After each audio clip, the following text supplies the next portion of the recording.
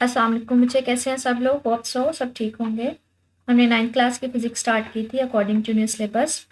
अभी जो हम टॉपिक करेंगे चैप्टर 1 का, that is errors in measurements. इससे पहले हमने देखा था कि कौन से ऐसे इंस्ट्रूमेंट्स हैं जिसके थ्रू हम डिफरेंट मेजरमेंट्स ले सकते हैं। जैसे हम लेंथ कैसे मेजर कर सकते हैं, डायमीटर किसके थ्रू मेजर कर सकते हैं, mass, weight, volume and so on. अब कहते हैं जो हम लोग मेजरमेंट्स ले रहे होते हैं ना डिफरेंट टूल्स या इंस्ट्रूमेंट्स के थ्रू, वो कभी भी परफेक्ट नहीं होती। मतलब वो एग्जैक्टली वो वैल्यू नहीं होती जो एक्यूरेट होती है। मतलब क्या है, वहाँ पे कुछ ना कुछ एरर ज़रूर होता है और वो डिफरेंट होती हैं जो उनकी एग्जैक्टली वैल्यू होती है। तो मतलब एरर लाजमी होता है। अब ये एग्जैक्ट वैल्यू क्यों नहीं दे रहे होते, इसके नंबर ऑफ रीजंस होती हैं। ठीक है, कहते हैं अब हमने क्या करना है, हमने बेस्ट ट्राई करनी है कि ये जो हमारे पास एरर्स हैं ये कम से कम हो। हम देखेंगे कि कौन से ऐसे तरीके हैं कि जिनके थ्रू ये जो हमें वैल्यू एक्यूरेट नहीं दे रहे, कि हम उसको कम से कम कर सकें, मतलब एरर्स को मिनिमाइज कर सकें।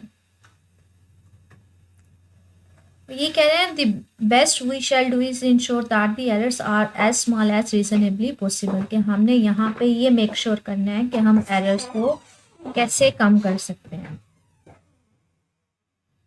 कहते हैं our scientific measurement should indicate the estimated error, के सबसे पहले तो हमें ये बताना पड़ेगा कि ये जो मेजरमेंट ले रहे हैं इसमें एस्टिमेटेड एरर है कितना। कहते हैं यूजुअली जो हमारे पास एरर्स की 3 टाइप्स होती हैं, वो होती हैं ह्यूमन एरर, सिस्टमेटिक एरर या रैंडम एरर। अब हम देखेंगे human error, systematic error, random error होते क्या हैं, इनको कम कैसे किया जा सकता है।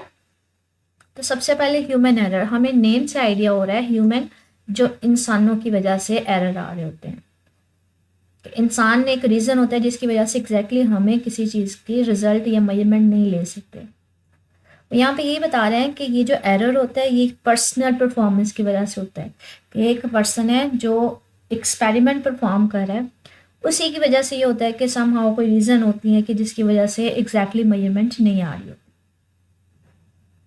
कहते हैं ये जो लिमिटेशन होती है ह्यूमन परसेप्शन की, such as inability to properly estimate the position of the pointer on the scale. बहुत सारे ऐसे इंस्ट्रूमेंट्स होते हैं जिसमें हम लोग मेजरमेंट ले रहे होते हैं, कि एक स्केल बना होता है और एक पॉइंटर होता है, पॉइंटर हम देख रहे होते हैं स्केल में किस जगह पे है और वहाँ से हम रीडिंग ले रहे होते हैं। कहते हैं समटाइम क्या होता है, जो ह्यूमन हो रहा इंसान रीडिंग ले रहा होता है ना, वो एग्जैक्टली चेक ही नहीं कर पा रहा होता कि पॉइंटर बेसिकली स्केल के ऊपर है कहाँ पे।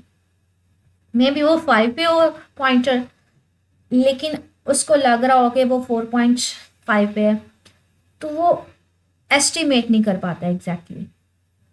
ठीक है, या फिर कहते हैं कि जो पर्सनल एरर है can also rise due to faulty procedure, में भी कि जो पर्सन परफॉर्म कर रहा है कोई एक्सपेरिमेंट, कोई रीडिंग लेने के लिए, मेजरमेंट लेने के लिए, मे भी वो जो प्रोसीजर जिसके थ्रू वो सारा परफॉर्म कर रहा हो, प्रोसीजर ही गलत हो। तीसरा ये भी पॉसिबल है कि वो जो रीडिंग्स ले रहा है, वो जिस स्केल की रीडिंग ले रहा है उसके एग्जैक्टली उसके ऊपर जो आई है वहाँ पे सामने खड़ा होकर ना देख रहा हो, बल्कि इधर उधर खड़ा होकर उसका एंगल डिफरेंट हो। कहते हैं अगर आपने एग्जैक्टली हमारे पास मेजरमेंट ठीक लेनी है ना, तो आपकी जो आई है ना एग्जैक्टली उस रीडिंग के उस लेवल के सामने होनी चाहिए। अगर थोड़ा सा भी डिफरेंट होगा ना, एंगल आगे पीछे होगा, लेफ्ट राइट पे होगा, तो एग्जैक्टली रीडिंग नहीं ली जा सकती। तो ये 3 बेसिक रीजंस हो सकती हैं कि पहली बात कि हमारे पास जो एस्टिमेट कर रहा है जो भी पर्सन, मे बी वो पोजीशन एग्जैक्टली ना लोकेट कर पा रहा हो, मतलब उसको देखने में थोड़ी प्रॉब्लम हो, रीडिंग कोई और हो, वो पढ़ कुछ हो रहा हो, या मे बी जो प्रोसीजर के थ्रू वो रीडिंग ले रहा हो प्रोसीजर ही गलत हो, या मे बी जो रीडिंग ले रहा है वो सामने खड़ा होकर ना ले रहा हो। कहते हैं बहुत सारे ऐसे एक्सपेरिमेंट्स होते हैं जो टाइमिंग होते हैं, जिनमें आप यूजली स्टॉप वॉच इस्तेमाल करते हो। कहते हैं मे भी जो आप टाइमिंग एक्सपेरिमेंट में जो आप स्टॉप वॉच या स्टॉप क्लॉक इस्तेमाल करते हो, उसमें आपने पहले परफॉर्मेंस रिएक्शन स्टार्ट हो चुका हो, आपने स्टॉप वॉच बाद में ऑन की हो, या फिर आपका रिएक्शन स्टॉप हो चुका हो, आपने बाद में ऑफ की हो, तो स्टॉप वॉच का टाइम एग्जैक्टली ठीक ना हो। कहते हैं अब ये तो रीजंस आ गई कि ये हमारे पास एरर्स पॉसिबल है। अब इनको मिनिमाइज कैसे किया जा सकता है। कहते हैं सबसे पहली बात कि आप जो इसको मिनिमाइज़ कैसे कर सकते हो, वो पर्सन जो ये सारा एक्सपेरिमेंट परफॉर्म करे, सबसे पहले तो आपको इसको अच्छी वाली ट्रेनिंग दो। फिर जो आप जिसके थ्रू कोई भी एक्सपेरिमेंट परफॉर्म करें उसकी टेक्निक्स का पता हो, आपको प्रोसीजर का अच्छे से पता हो, आपको पता हो इंस्ट्रूमेंट्स को हैंडल कैसे करना है, मतलब रीडिंग्स कैसे अच्छे से लेनी है। और ये देखा जाए कि जो उस पर्सन है उसको किसी किस्म की डिस्ट्रैक्शन ना हो, कोई डिस्टर्ब ना करो। इन्वायरमेंटल भी हो सकती है, मौसम चेंज वगैरह या बाहर से कोई उसको डिस्टर्ब ना कर रहा हो, वो फुली फोकस्ड हो। और दूसरा, ये जो टाइमिंग इंस्ट्रूमेंट्स के लिए हैं, कहते हैं इसके लिए बेहतर है कि आप डिजिटल वॉचेस इस्तेमाल करो, ठीक है। तो काफ़ी हद तक ह्यूमन एरर्स को रिड्यूस किया जा सकता है। अब कहते हैं सिस्टमेटिक एरर क्या होता है। पहले तो हम देखते हैं सिस्टमेटिक एरर होता क्या है, फिर देखेंगे क्यों होता है, फिर देखेंगे इसको रिड्यूस कैसे करवाया जा सकता है। कहते हैं सिस्टमेटिक एरर जो होता है ना, basically they refer to an effect that influence all the measurements of a particular measurements equally. इसका मतलब क्या है, कहते हैं सपोज करें